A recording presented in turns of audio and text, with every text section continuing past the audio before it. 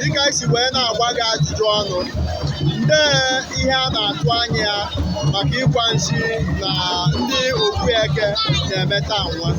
Ihe anyị na-atụ anya bụ na ezigbo ihe bụ ndị mmadụ na-atụ anya maka na Ogbi ga-eme ike ahịa ji wee bụrụ Ogbi wee gosi ọha mba na gosi ọha na eze ka anyị goro eme ihe maka na ha adịghị emechi Daalụ, biko ọnwa afa ndị kpọchapụ wee si nọ ndị na-ekene maka ịkwado mmemme taa nwa, wee mechakwa si na onwe ndị họrọ ị na-akpọcha onwe ndị ka bụ n'obi ikene maka mmemme taa nwa.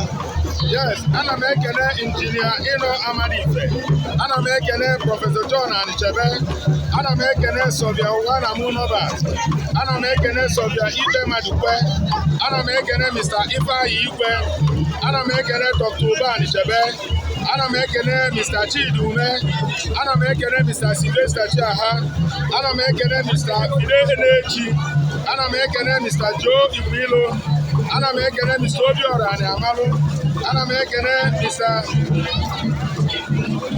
Nonso Anigo, ana m ekele Mr. Anichebe Raphael Junior, ana m ekele Mr. Chukwuma Chibo, ana m ekele ọzọ Ifeanyi Ume, ana m ekele Mr. Richard Anigo, ana m ekele Mr. Valentine ọzọ, ana m ekele Mr. Nwokike Chino, ana m ekele Mr. Ebuka Ọzamusi, ana m ekele Mr. Chidi Mba, ana m ekele Mr. Uchenna Ugwu, ana m ekele Mr. Marius Chigo, ana m ekele Mr. Malaki Ume, ana m ekele Mr. Chinedu Ọmụlụ, ana m ekele Mr. Ndubuisi Ese, ana m ekele Mr. Junus Chibo, ana m ekele Mr. Son Trude, ana m ekele Mr. Barry Madukwe, ana m ekele Ichie Amadife Sunday, ana m ekele Mr. Tobe Odha, ana m ekele Mr. Chijioke Amadife, ana m ekele Mr. Ikem Odinko, ana m ekele Mr. Ike Oke, ana m ekele Mr. Gabe Nnabo, ya na Mr. Emma Okerue na ndị ọzọ niile nọ behind the scene ịhụ na ịgwa nshi Ogbi 2025 gara ọhụma. Ana m asị ka Chukwu gozie ha ncha niile n'aha Jizọs. Daalụ. Thank you. Daalụ.